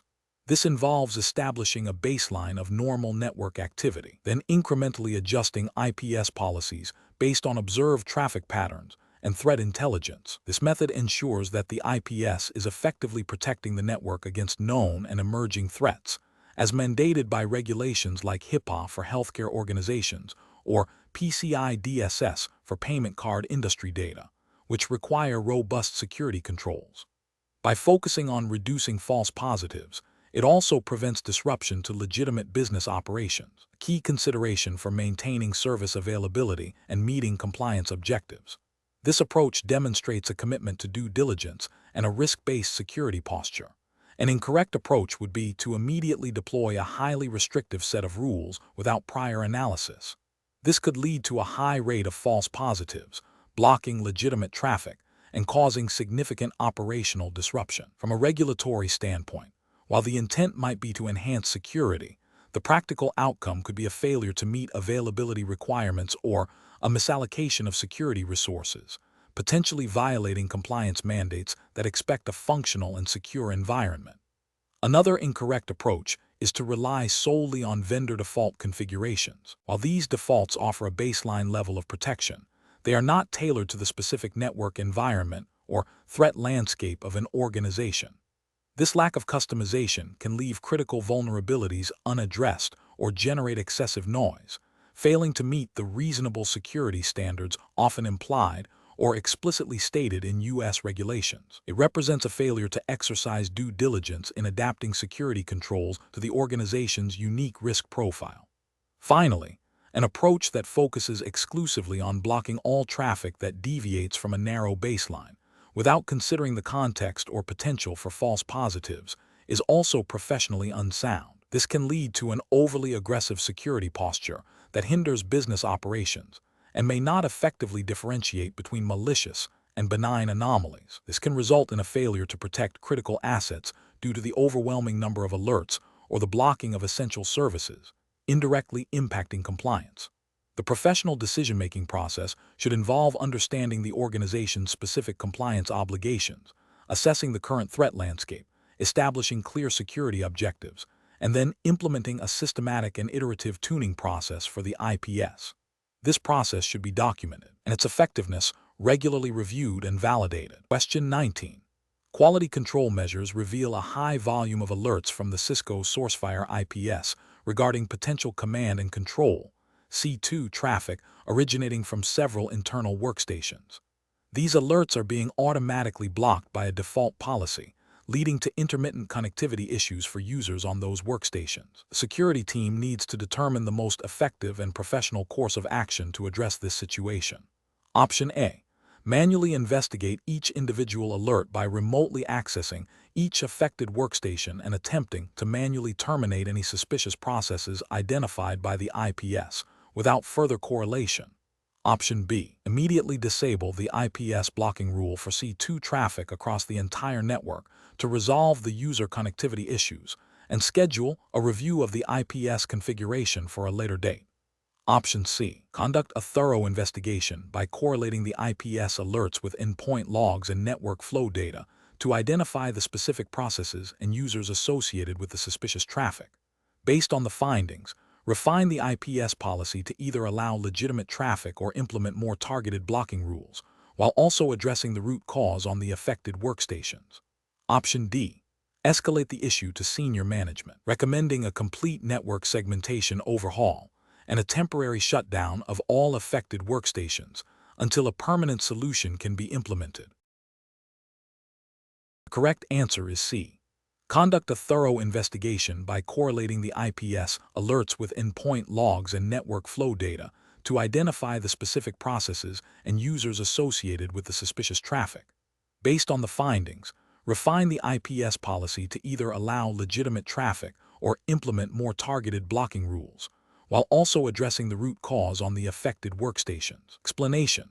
This scenario presents a common challenge in network security, balancing proactive threat detection with the potential for operational disruption. The professional challenge lies in accurately assessing the risk posed by a detected anomaly without causing undue impact on legitimate business operations. Sourcefire IPS, when configured and managed effectively, is a critical tool for identifying and mitigating threats. However, its effectiveness is directly tied to the quality of its tuning and the intelligence of its response policies. The need for deep analysis stems from the potential for false positives, which can lead to unnecessary downtime, and false negatives, which can allow actual threats to bypass security controls. The correct approach represents best professional practice because it prioritizes a systematic, evidence-based methodology for threat investigation.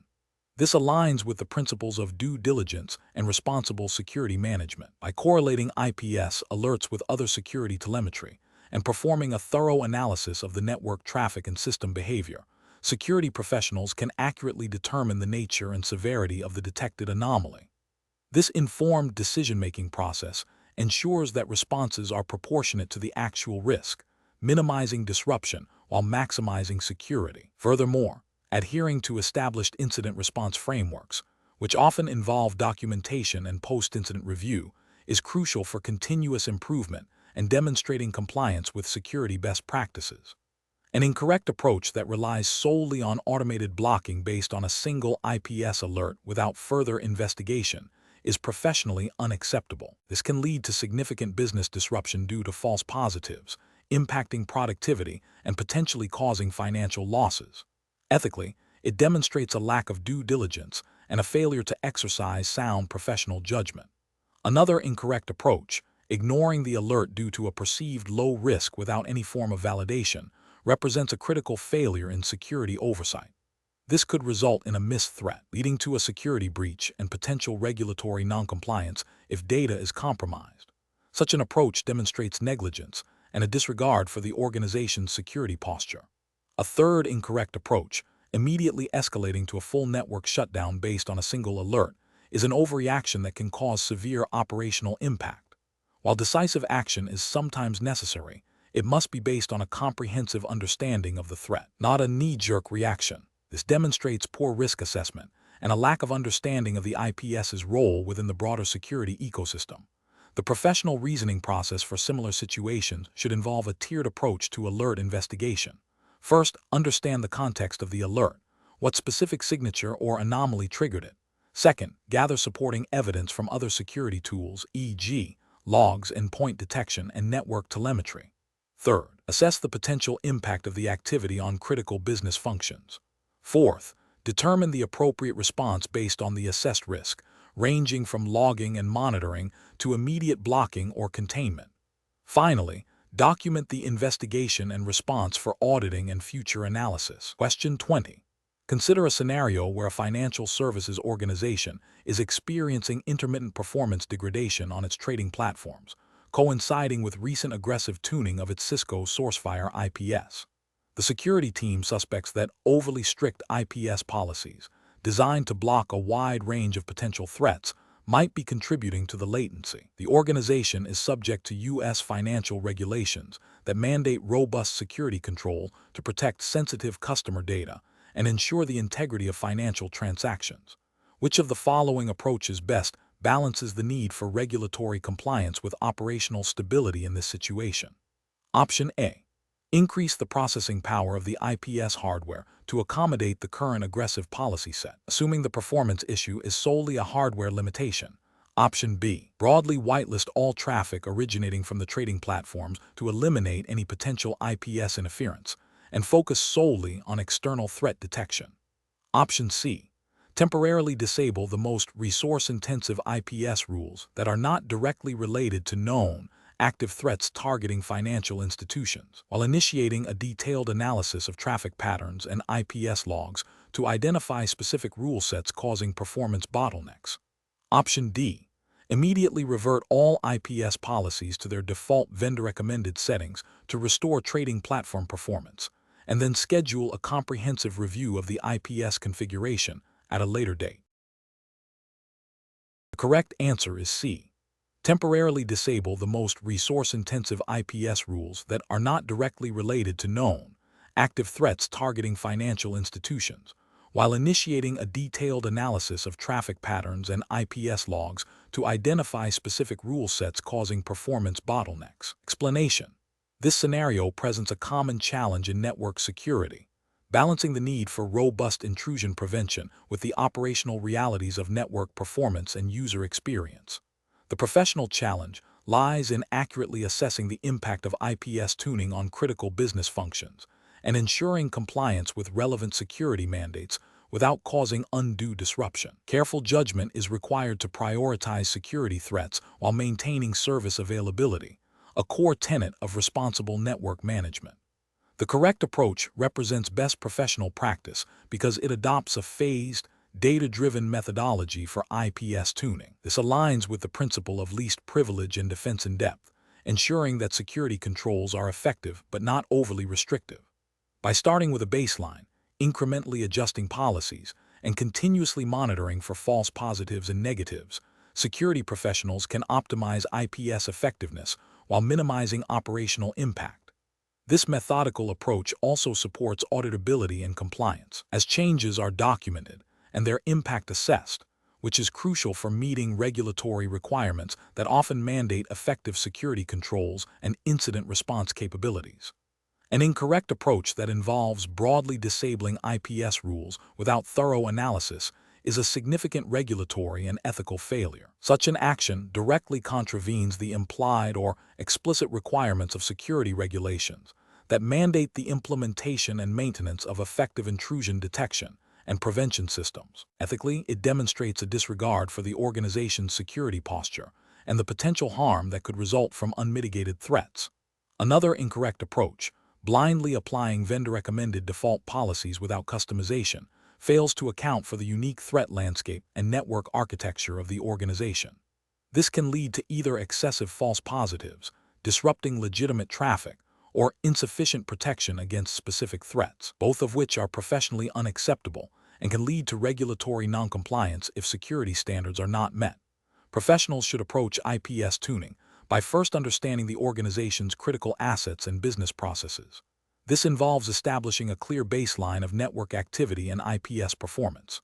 Then, changes should be made incrementally, with thorough testing and validation in a controlled environment before full deployment. Continuous monitoring and regular review of IPS logs and performance metrics are essential for ongoing optimization and threat adaptation. This iterative process, guided by risk assessment and impact analysis, ensures that security measures are both effective and sustainable, fulfilling professional obligations and regulatory mandates.